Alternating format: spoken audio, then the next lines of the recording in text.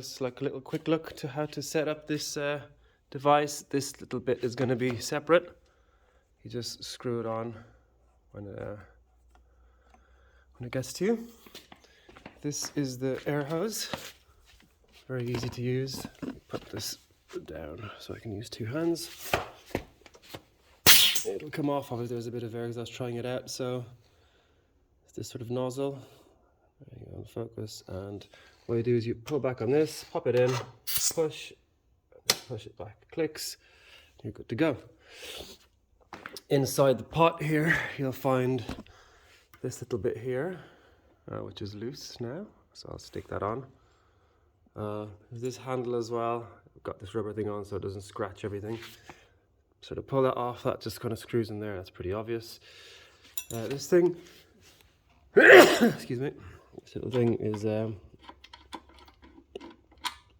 kind of screws on here.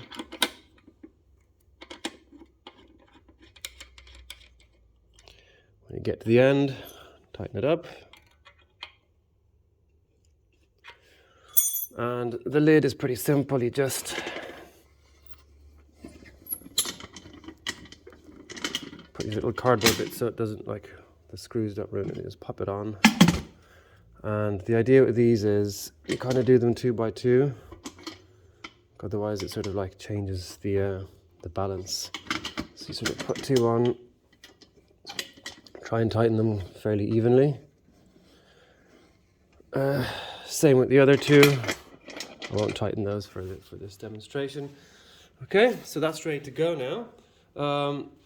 What you have here and here, these are sort of safety gauges.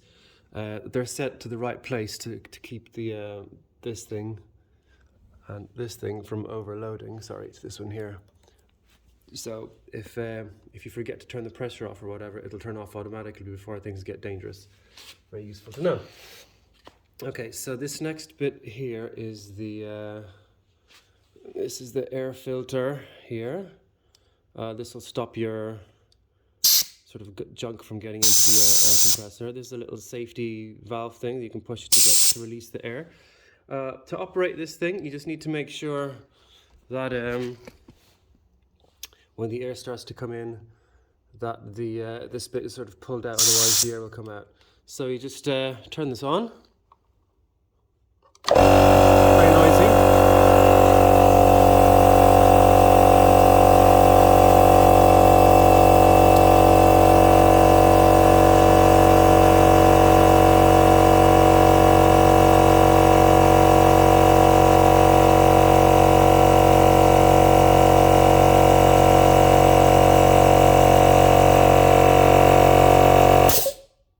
Okay, so it turned off on its own because I've set this dial here. So you move it counterclockwise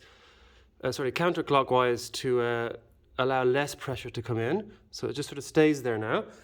So now that it's pressured up, all we need to do is to pop it on the nozzle here. This guy, I'm not sure if it's in the right position or not. We'll find out in a moment. Pop it on like that. Sort of pull this, push it on, and then push it until it clicks.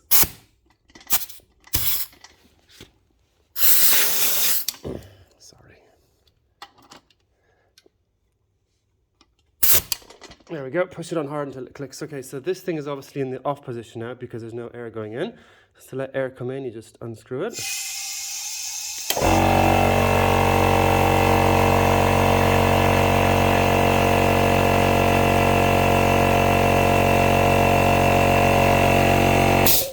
So what happened now, because the generator went below its pressure, it starts to fill itself back up. So we're gonna show you another.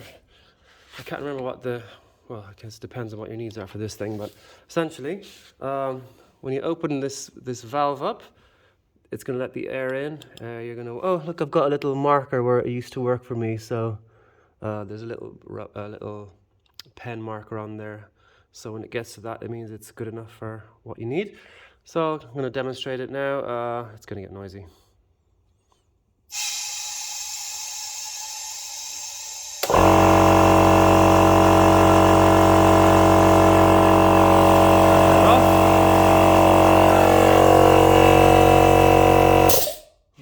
turn that off now because we don't need it anymore. So that's the locked position there. So no more air should come in or out now. To take this off, pull this out, it's going to hiss at you. Pull it off quickly. There we are. So this is now sort of pressured as much as it needs for at least my operation. To let the air, to take it apart or to take the lid off, do not take the lid off. Depressurize it first, slowly.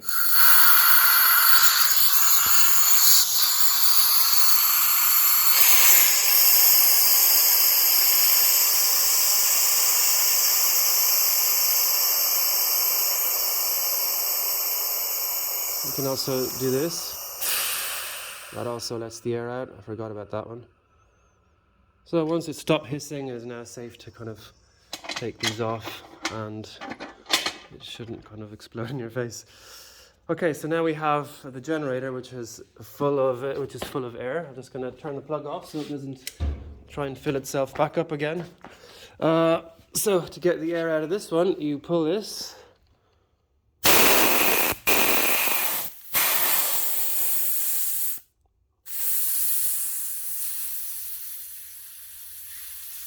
Or you can also do the same thing by pushing this guy in.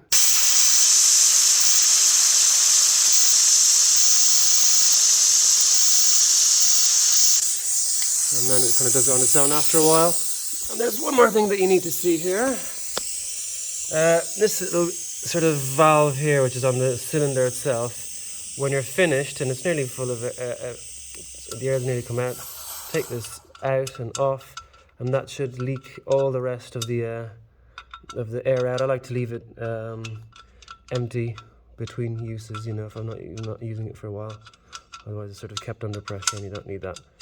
Okay, one-handed is quite difficult, sorry.